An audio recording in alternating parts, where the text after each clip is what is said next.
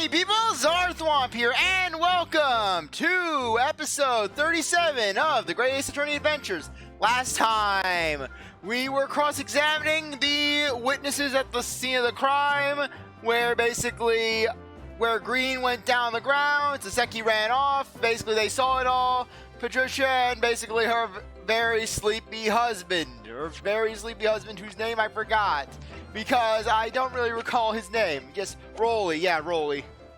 Okay, and now we're just going to continue our cross-examination. I can tell you the names of every single one, I could, every single one. And you dare to question how reliable my testimony is? That will do, Miss B. No, it won't do at all! I will murder a man! I'm nearly there! I will choke him to death with my tongues of doom! That Japanese lawyer has no idea what I'm capable of! I could end his life right here now! Even if I deserve to forgive him for insulting us, don't think for a minute that Rolly will beat his ass into a crisp! I don't know what I'm saying. I really didn't mean to cause offense. Please, put your husband's fists down. Yeah, what's Rolly gonna do? What's he gonna do? Drool on Ryuunosuke as he falls asleep? But perhaps you'd like the opportunity to supplement your testimony, Miss B. Might that appease you? Oh, thank you, my lord. That would settle things nicely.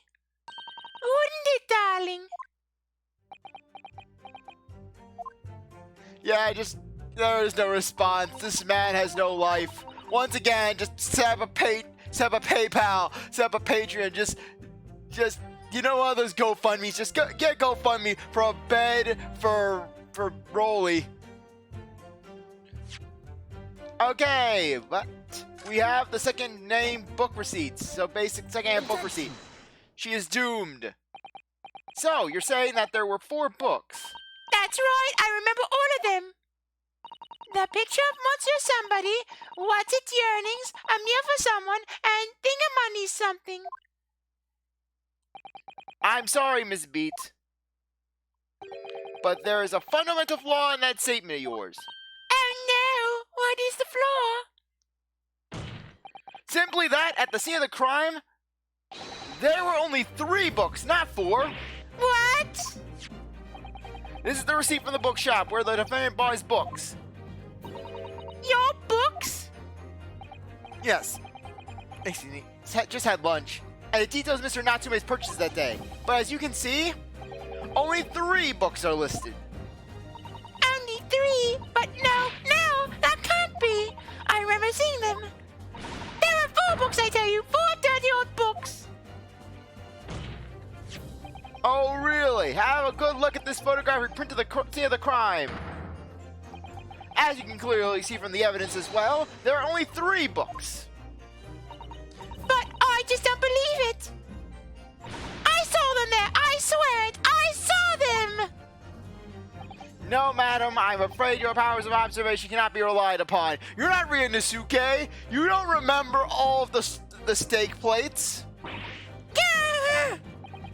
So it cannot be denied that though you say it was the defendant you saw, you could very well be mistaken. Oh no! Oh no! Oh no! Oh no! No! Objection!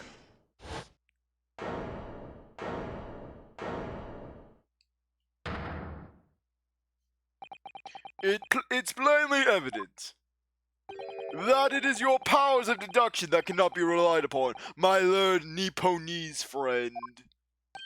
What? What cannot be denied is that these 2 witnesses saw the accused running from the scene.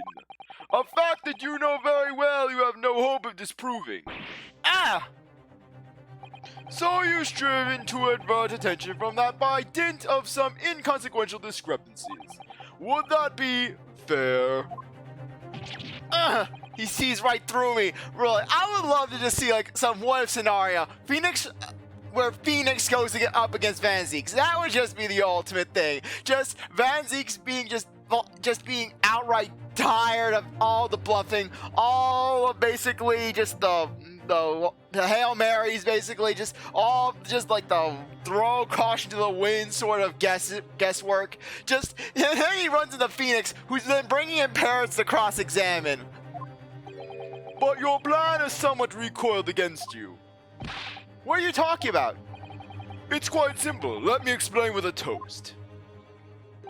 To the policeman's wife and her entirely accurate testimony in every aspect.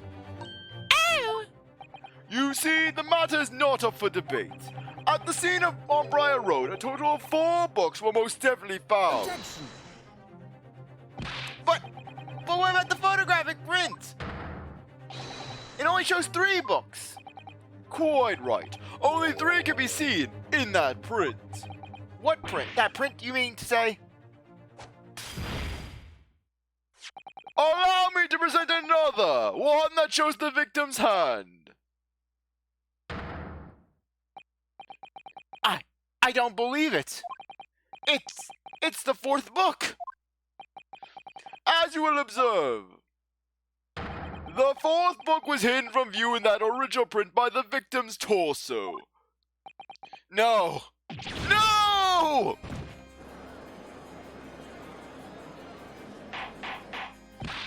Order! Order! There, you see? Look at that! Look! Yes. It's just like I said, isn't it, my darling? Yes, Patricia's always right, I should know. Whenever I try to prove her wrong, I always end up sleeping outside on the step. Please help me, I'm very cold. I have to share a park bench sometimes with a guy named Beepo. Beepo wants to share the boat he won't. Otherwise, Beepo will die. Let us show you the receipt for the books purchased by the accused on the day in question. Mrs. Beat, the titles once again, if you please. Oh yes, of course. The picture of Monsieur somebody or other. The picture of Monsieur Lecoq. What's its yearnings? Canterbury yearnings. A meal for someone. A mere for Gabbro, in fact. As the court has just heard, the witness remembers the book titles flawlessly, save for a few minor details. Miss Beat's prowess of recollection can only be described as exceptional. Did you hear that, Rhodey? The gentleman paid me a compliment. Yes, flawless, Patricia's flawless. But, there are only 3 books on the receipt, and Miss Beat mentioned 4. There's nothing surprising about that. Clearly the 4th book is that which is shown in the photographic print. I'm sorry, counsel, but does that not seem odd?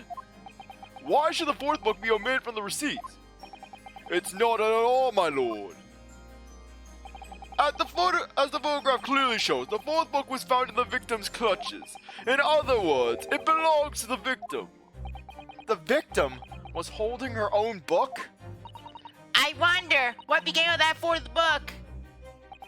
Obviously, it wasn't overlooked by the investigating officers at Scotland Yard. I have it here as evidence. You will submit that and the aforementioned photographic print to the court, please, counsel. My pleasure, my lord. The second crime scene photograph has been entered. The 4th book has been added. The prosecution rests. Let's go in and check out that book. Yeah, doesn't this look familiar? Oh, look at this! The book has been badly burnt. You're right. You'd never be able to read in this state, especially not the latter pages. What a terrible waste! Judging on the scorched edges of the paper, I think the damage must have occurred very recently. A book recently damaged by fire. Why does that seem to raise a red flag with me?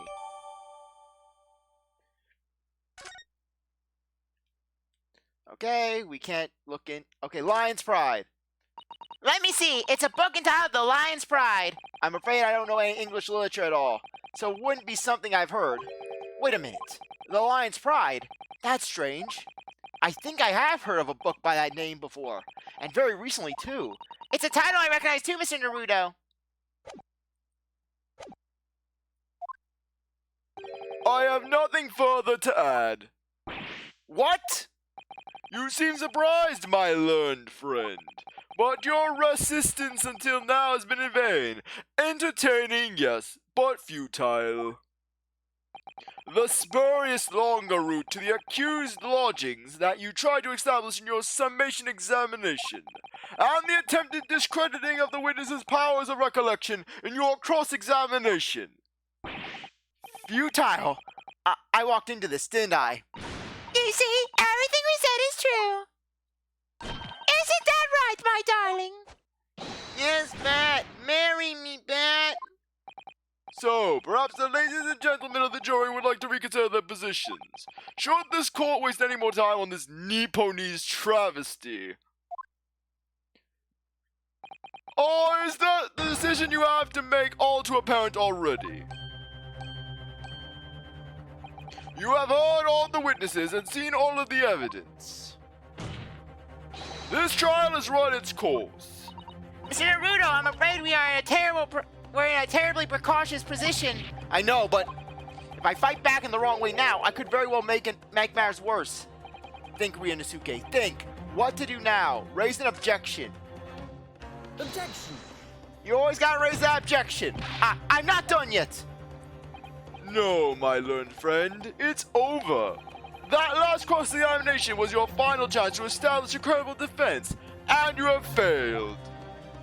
The die has been cast. There is no more room for debate. So saith me and all of my parchment paper and fine wines. Well, it might be over as far as you're concerned, but... I can't think of what to say. If I may, Lord Van Zieks, it seems somewhat boorish to close down the debate at this point. Your insignificant little Eastern Isle must be a lawless hole indeed. That is why, after this case, I shall make it a point to go down there and establish order. Yeah, just Barack Van Zieks going around spreading law. He sees Winston Penn, he sees Algie. Who the heck are you? I'm you, but far better and far more competent and far more handsome. And then basically he pushes Algie out of the way. Out of my way, fool! This is my courtroom now. I will set things right. For a lowly judicial assistant to have the audacity to intervene at a moment like this. Oh. I am, to my shame, still a very inexperienced lawyer. So you will have to forgive me, but I consider my assistant's advice essential and her opinions invaluable. Mr. Naruto. One of this land's greatest guiding principles is tolerance, so the court will hear you, madam. Go ahead, Mr. Susato, please. Very well. Pray, what insight can you give us? What have we all overlooked in this matter that you see fit to pursue further? Well, the court has been presented with new evidence, but only after the last Chronicles examination finished. I see. And you believe that this new evidence warrants further examination, do you? Mr. Naruto, what do you think? It's just possible this new evidence might be the decisive proof we've been waiting for. The judge is sure to ask the members of the jury to announce their learnings in a moment. And of course, he's sure to ask you to explain what the crucial piece of evidence is and why. So you must take this opportunity to examine the newly presented evidence as thoroughly as possible. Yes, I understand, and thank you, Miss Susato. This is it. Susato-san has managed to win us one last chance here. I can't let it go to waste. The defense wishes to present evidence, my lord. Very well. The defense may present one further piece of evidence. Evidence that apparently offers a profound insight into this case and has hitherto been overlooked. Take that! The evidence in question is what we can see from the newly presented photograph print of the crime scene. The fourth book found in the victim's hand. Objection!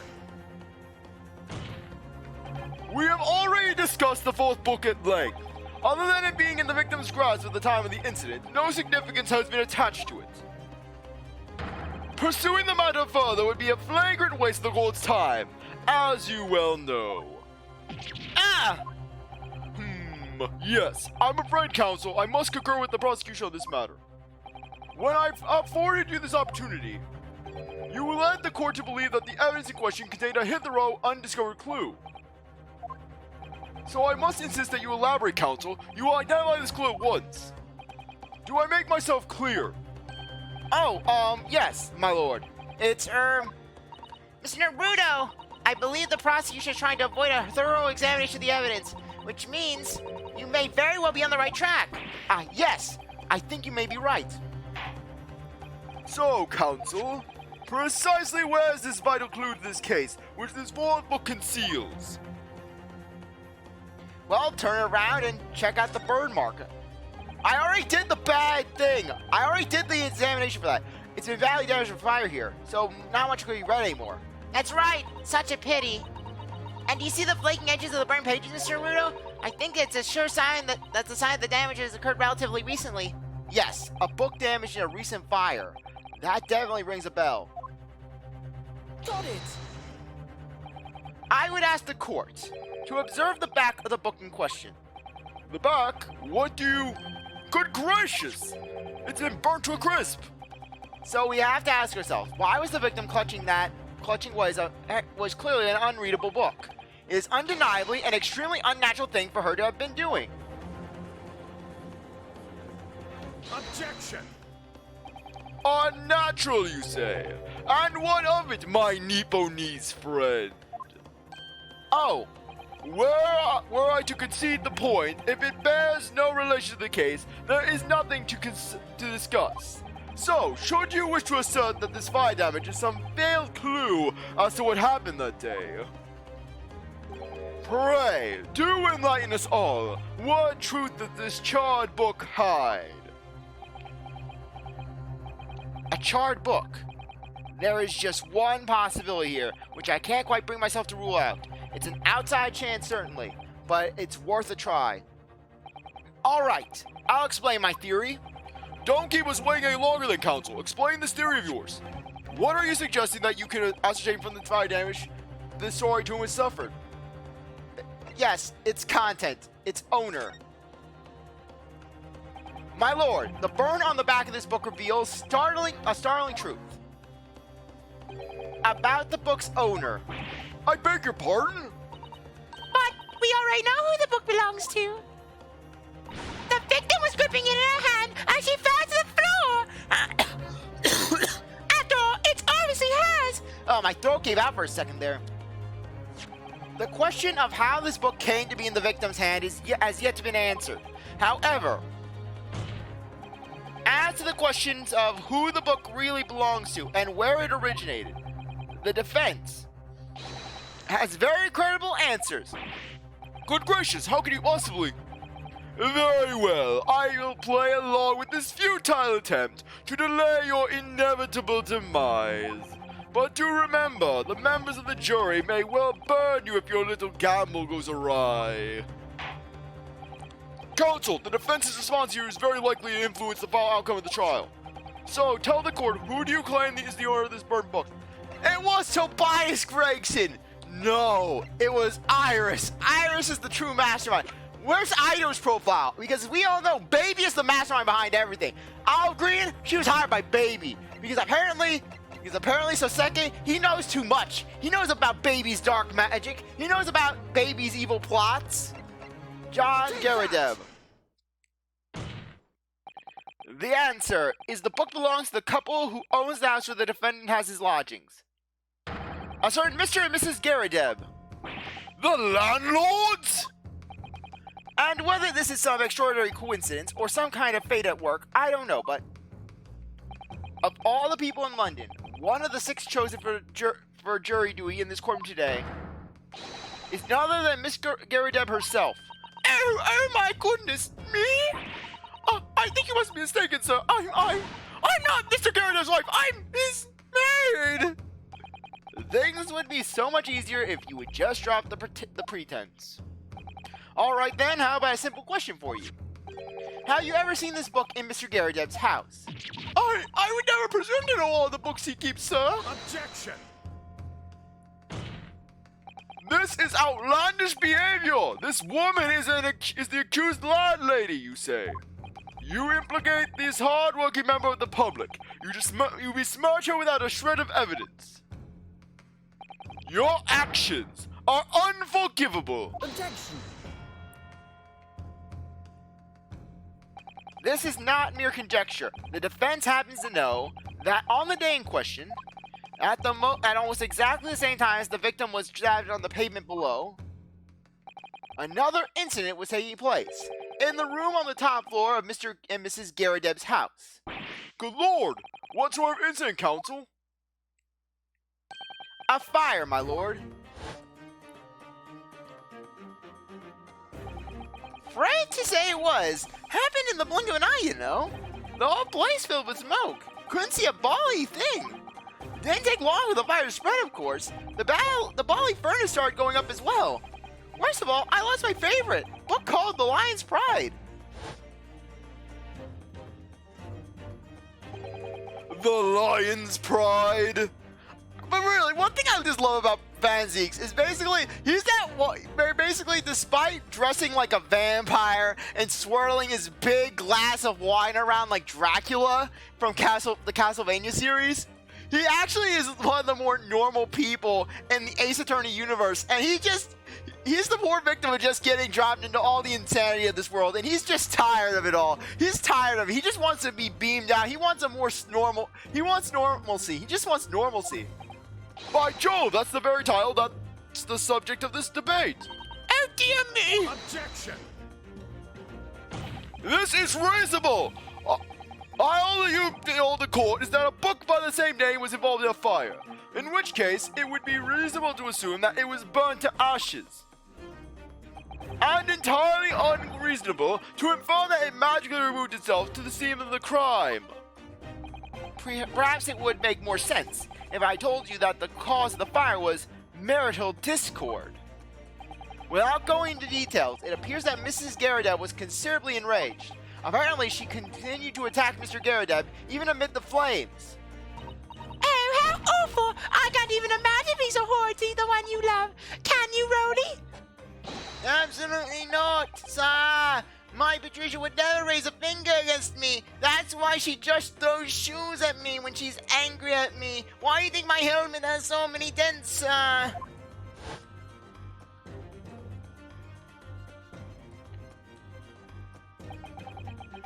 know my favorite old novels in that case. But as soon as the fire got hold of them, hey, that was it. Whoosh! Up in smoke. And then the wife started hurling things at me.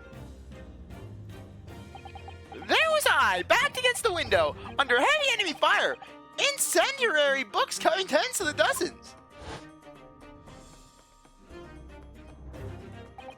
The man had his back up against the window, and he had burning books thrown at him?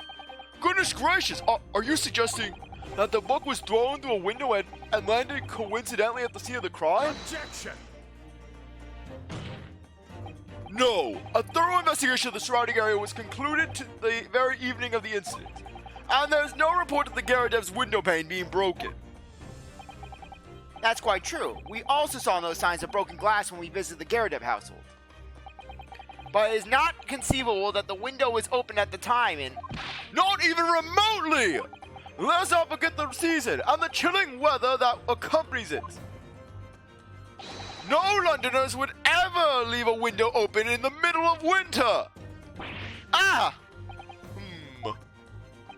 Does the defense postulate the scenario in all seriousness, counsel? Do you earnestly claim that the book found at the scene was a flaming projectile thrown by Mr. Garrideb's wife?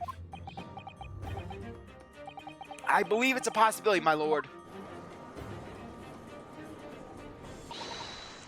I don't even know who's speaking right now.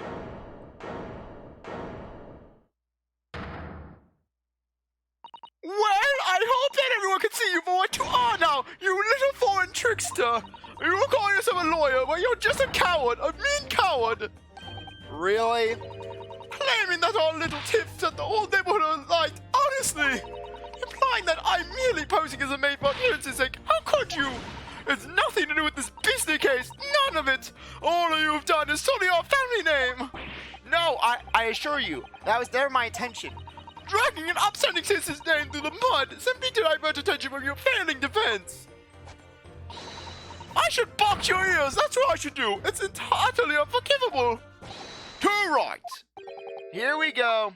How long will we sat here now, listening to this Nipponi spouting out his fancy foreign theories? But think about it. At the end of the day, the only person who could mostly have stabbed the victim is that little hunchback with the mustache, and he ran away from the scene too. Notice how he does not have a fancy mustache mutton chop combo like me. That's how you know he's wrong in the head. I do declare you're right. It's true. Yes, what did I tell you? That got the way. Sorry, what's that? Well, it would appear that the ladies and gentlemen of the jury are once again in full agreement. What is your position, Lord Zieks? In truth, my lord, I feel these have been unnecessarily prolonged protractions. But then one must always exercise patience in order to save all the best vintage. No, wait. The mystery of the fourth book still has... The foot has spoken! If you books are your predilection, my learned friend, say them on your own time.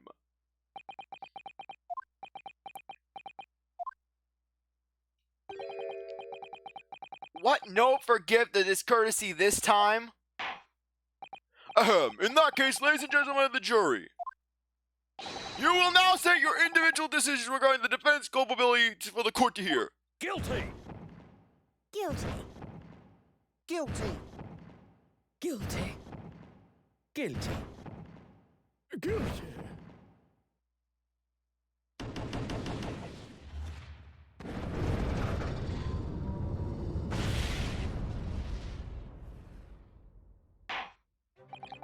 Thank you for that unambiguous response. And with that, I think now would be a good time to end things off. I really appreciate that you stuck around to watch this episode. You're a great viewer, and I hope you come back for the next one. If you like this video, like, subscribe, comment, share, do whatever you want. With that, I'll see you next time. Bye.